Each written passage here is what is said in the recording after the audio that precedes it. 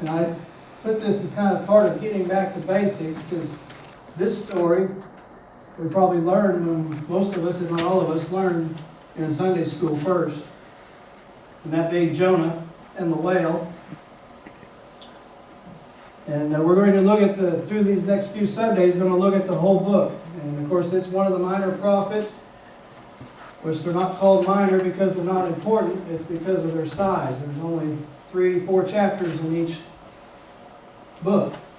So it can be a quick read. But they have a lot of information in them. And so I want us to look at this book. And we're going to look at the first chapter today. And again, we can learn much from even this one chapter. I could probably go on longer than I need to about it.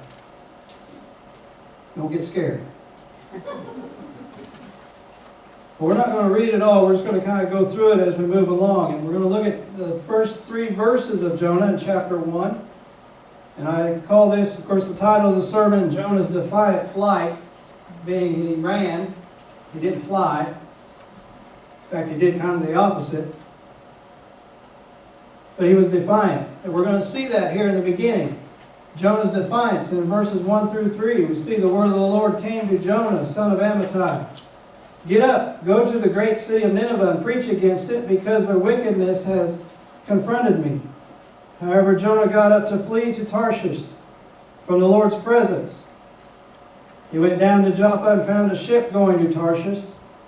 He paid the fare and went down into it to go with them to Tarshish from the Lord's presence. How many of us have ever thought about doing what Jonah did? Turn and run. Run from what we've been called to do, asked to do. I already talked about that with the kids. Many of us have. I know I did.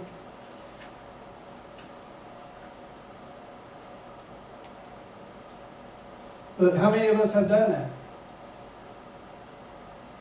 God asks us to do something and we go the opposite direction. Because we know Jonah, he fled. And he thought that he could get away from God's presence. He thought what he was called to do just involved Israel, the country of Israel, the land of Israel. So he thought if he could get as far as this point away from them as he could, he would be out from underneath the call that had been given him. He was already a prophet. You can see he's mentioned in 2 Kings. So he'd already had a ministry. But here we see where he was called to a place he didn't want to go. He was being defiant. And we have to remember there is only a step between slowness to obey and open defiance. So are we slow to obey? Or are we crossing over to just open defiance? We have to be careful of that. But he was defiant. Now Nineveh was part of the Assyrian Empire, people that the Israelites were against. Nineveh was the capital at that time. And if you read later on the book of Nahum, you see where he's a prophet that again prophesies against Nineveh. And it was actually destroyed. But Jonah was called to go to this city amongst the enemy. And I thought, well, what can we compare that to? Well, think about one of us being called to go minister to Al-Qaeda, or Iran, or Iraq. Some have been, secretly. But Jonah wasn't called secretly. He was called to go into the middle of the city, as we will find out in the next couple of weeks. Could we do that? We might want to hop on a ship going in the opposite direction instead of going into that kind of situation, not knowing how we'd be received. Well, we know how we might be received. But he didn't. He might have had an idea, because that would be like in Jesus' time, them and the Samaritans. They didn't want to have anything to do with each other. But Jesus, again, ministered to them too. So we may be called somewhere we don't want to go. It may be just to your neighbor. But this defiance was the beginning of Jonah's downward journey. And we're going to see how it progresses. We have to be careful that we don't miss the privilege of partnership with God. Like I told the kids, just because God calls us to do something doesn't mean He's going to leave us and let us figure it out on our own. He's going to partner with us and help us. But if we go the other way, like Jonah did, we run the risk of missing out on that. So then we get to the point where he got on the ship. In verse 4. And as they're out, it says, then the Lord hurled a violent wind on the sea, and such a violent storm arose on the sea that the ship threatened to break apart. The sailors were afraid, and each cried out to his God. They threw the ship's cargo into the sea to lighten the load. Meanwhile, Jonah had gone down to the lowest part of the vessel and had stretched out and fallen into a deep sleep. The captain approached him and said, "What are you doing? Sound asleep. Get up. Call to your God. Maybe this God will consider us and won't perish." "Come on," the sailors said to each other, "let's cast lots. Then we'll know who is to blame for this trouble we're in." So they cast lots, and the lot singled out Jonah. Then they said to him, "Tell us who is to blame for this trouble we're in. What is your business? Where are you from? What is your country, and what people are you from?" And he answered them, "I am a Hebrew. I worship Yahweh, the God of the heavens, who made the sea and the dry land." Then the men were even more afraid and said to him, "What is this you've done?" The men knew he was fleeing from the Lord's presence because he told them so.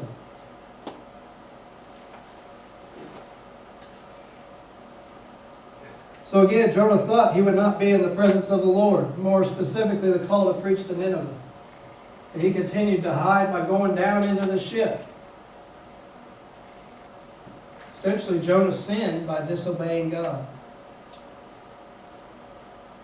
Sometimes that is hard for us to realize, that when we don't do what He has asked us to do, we are disobeying and we are sinning. And we see here in this part of the story that the decision Jonah made affected the people around him. And we have to remember that, because our disobedience, it can hurt people around us too. This wind came upon them, was tossing them about, threatening to break up the ship. Probably even some were getting sick. I know I would have probably. Sometimes just constantly reading over this story, thinking about the ups and downs, I get seasick anyway.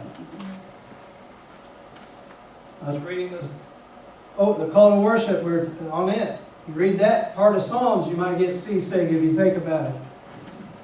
The ups and downs. Maybe you've been feeling seasick from the ups and downs in your life. We need to consider what direction you're going in. But it also affects the people around us, as it did with Jonah. This wind came upon them, threatening to destroy them. And it's safe to say there was probably other ships on the sea at that time. And so it was an act of God that had just affected that one ship. Don't hear about any of the others being in trouble. And we see where sin can bring storms and tempests into the soul, into the family, into the churches and nations. We probably can see that in different ways even now. We can definitely see it in the nations. And in some of our churches where sin brings these storms, causes issues and problems. And it is a disquieting and disturbing thing.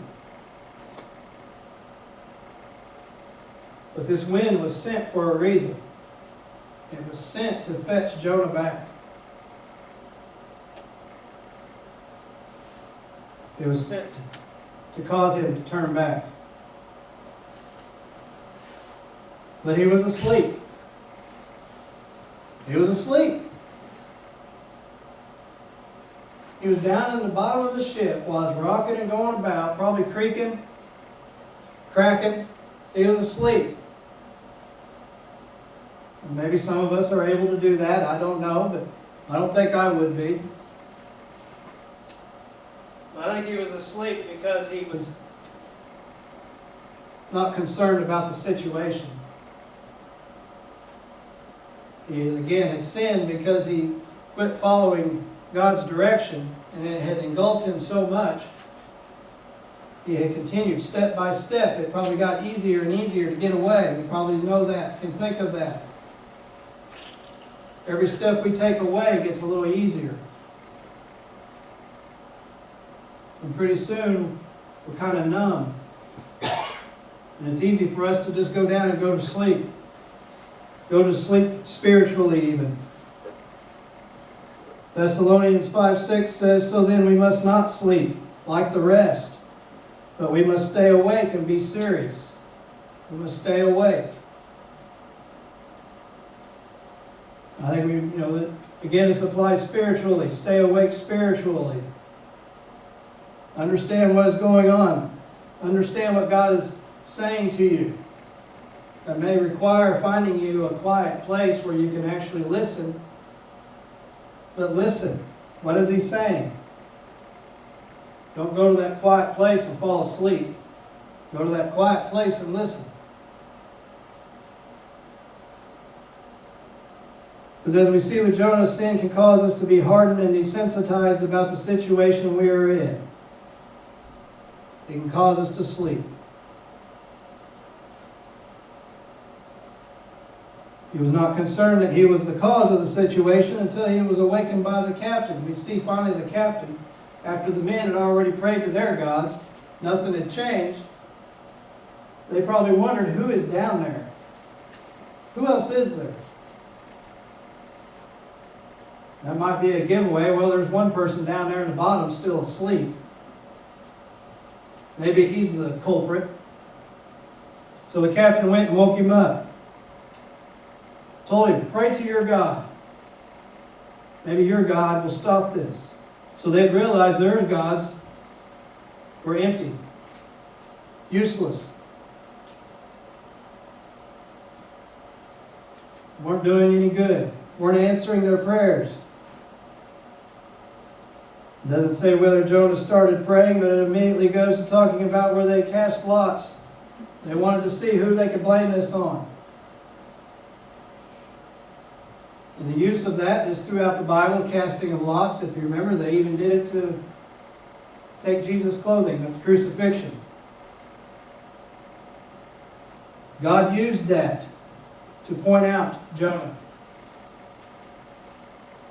God sent the wind and God caused the lot to fall on Jonah. He couldn't hide now. And has that ever happened to you? You run, and pretty soon, with everything that's going on, it comes out, well, I didn't do what God had called me to do. This is why we're in the situation we're in. Why I'm in the situation I'm in. I disobeyed God.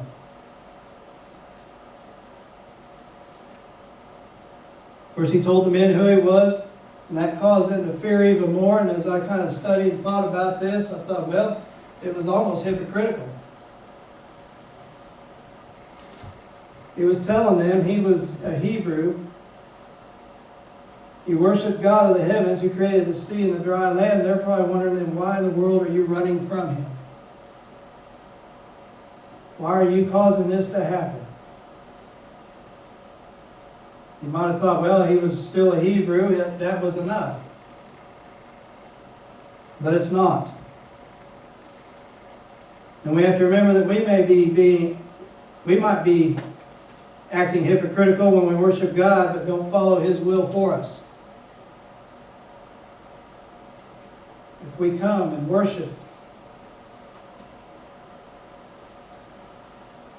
Barbara mentioned about how smile every day. Some people can do that, but still not follow what God has will for their life, what He wants them to do. In a sense, He's being hypocritical. And we know what Jesus said about those that were hypocritical, especially the scribes and the Pharisees, and they were ones that were proud to say who they were, what they did, demanded respect, and asked everybody else to do all this stuff, but they wouldn't do everything. So we have to be careful we're not doing that, because we lose both integrity and trust of others. I'm sure he lost some of their trust and integrity because he's a Hebrew, and they probably eventually found out he was also a prophet. That's like me running out the door.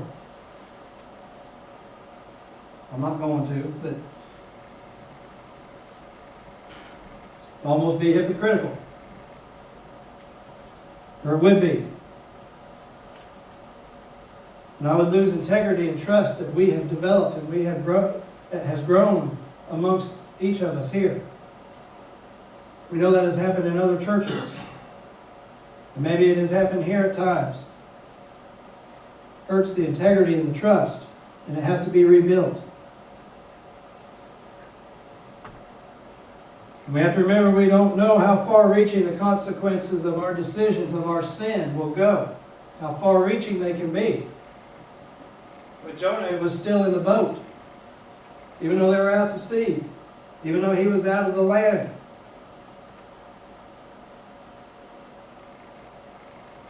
He couldn't get away. Sometimes we think we can. But we can't. So verses 11 through 16 we see where he's thrown into the sea. And so they said to him, "What should we do to you to calm this sea that's against us?" For the sea was getting worse and worse. He answered them, "Pick me up and throw me into the sea, so it may quiet down for you. For I know that I'm to blame for this violent storm that is against you." Nevertheless, the men rowed hard to get back to dry land, but they couldn't, because the sea was raging against them more and more. So they called out to the Lord, "Please, Yahweh, don't let us perish because of this man's life, and don't charge us with innocent blood. For you, Yahweh, have done just as you pleased." Then they picked up Jonah and threw him into the sea, and the sea stopped its raging. The men feared the Lord even more, and they offered a sacrifice to the Lord and made vows. So again, the men asked what they needed to do. But I see where they didn't really like his answer. He told them to throw him overboard. And I see a little act of compassion. They tried to row, get to land, probably maybe to let him off. They'd throw him off then onto land.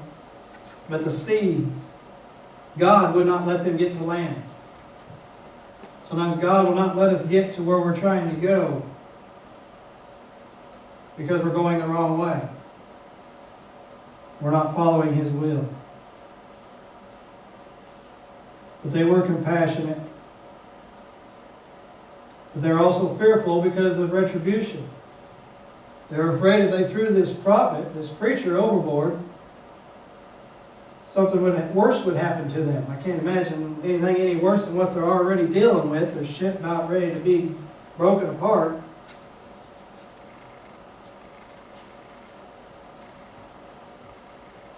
So they prayed to God. They obviously knew who to pray to then. They threw Jonah overboard. They did this hoping and knowing, trusting the storm would stop. I think they probably had a little bit of faith like a mustard seed. We are told that sometimes that is all we need. They probably had baby-like faith. And then the sea stopped. Calmness. This is what happens when we turn back to God and obey Him. Calmness. Maybe you can think back to a time you went one way and it was up and down. Again, getting seasick. You turn back, and it's like some of these ponds out here. All calm. Perfect mirror.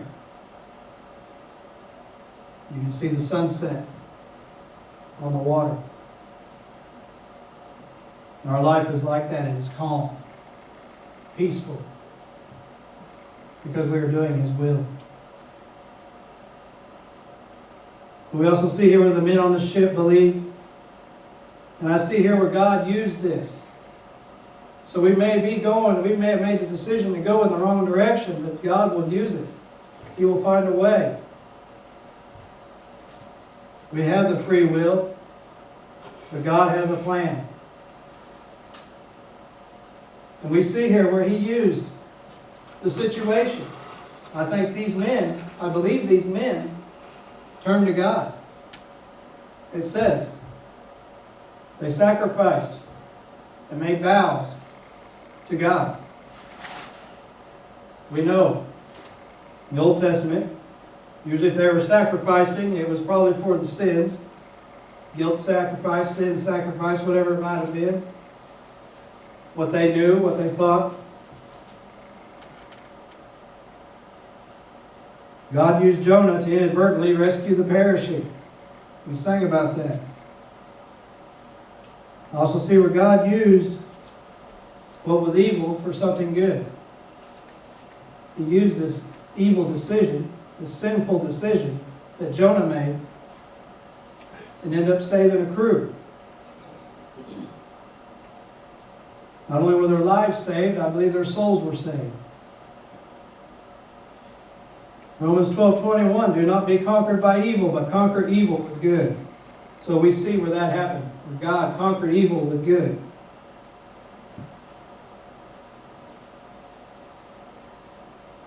So we have the last verse here that we're going to end with. Now the Lord had appointed a huge fish to swallow Jonah. And Jonah was in the fish 3 days and 3 nights. So Jonah finished his downward journey.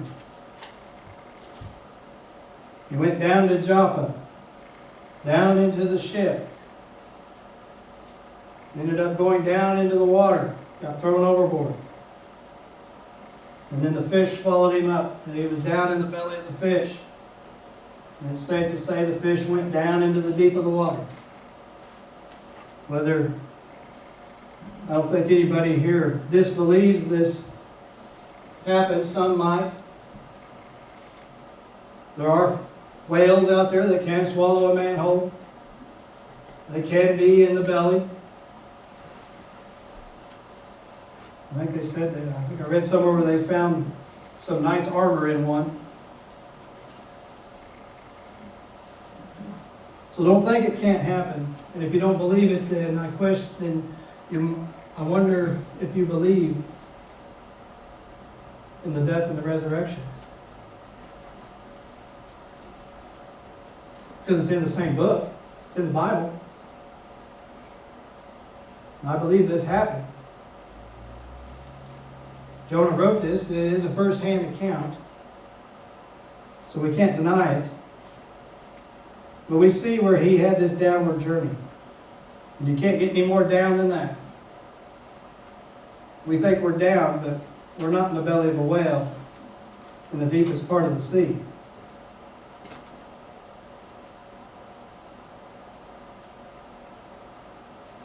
So we have to remember you cannot seek God's love and direction and run from Him at the same time.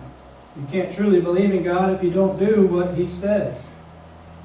We are all called to do something. In 1 John 2:3-6, I know I've read this before, but John talks about this. He says, this is how we are sure that we have come to know Him, by keeping His commands. The one who says, I have come to know Him, yet doesn't keep His commands, is a liar, and the truth is not in him. But whoever keeps his word truly in him, the love of God is perfected. This is how we know we are in him. The one who says he remains in him should walk just as he walked.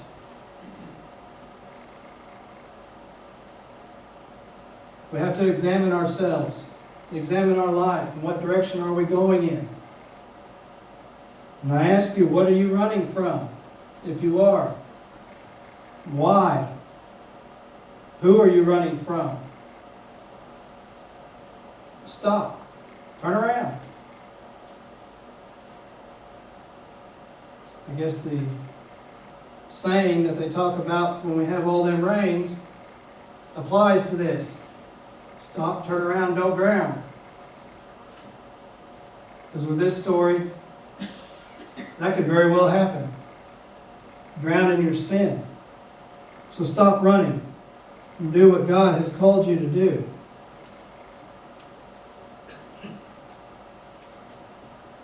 And what I thought we'd close with the song if Warren and if Noah would get it ready, and it'll be in your hymnals. Closing hymn, A Charge to Keep I Have. And we'll stand together, hymn 190. And again, this is one that probably is more, we sing it more towards the pastors. I know it was sung at my ordination, but it applies to each one of us. A charge to keep. And we are each charged with a command, a calling from God. Each one of us. Not just the pastors, but each one of us. And we have to keep that. So let us turn to hymn 190.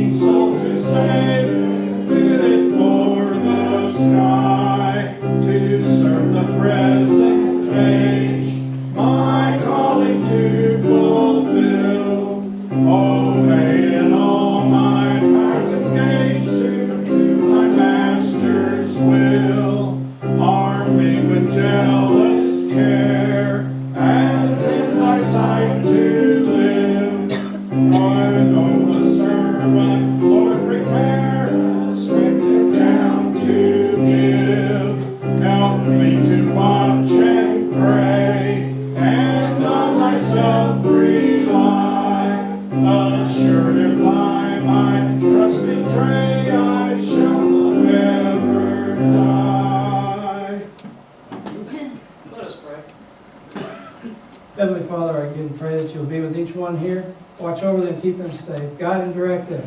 And Lord, may they continue to follow your will, obey your commands, go in the direction you would have them go. Bless them, I pray, and encourage them through this coming week. In your name, we pray. Amen. Thank you. You're dismissed.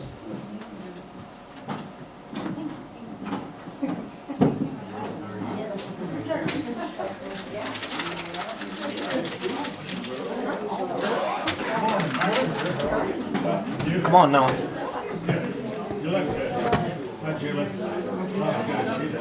Work out of all your important software. Sorry about that.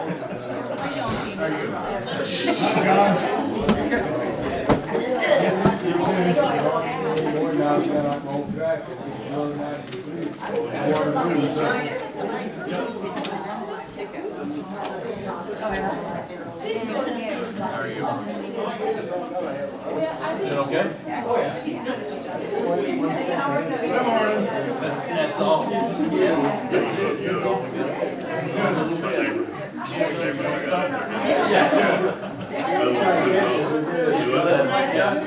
They're gone. They're gone. We got some of them. You need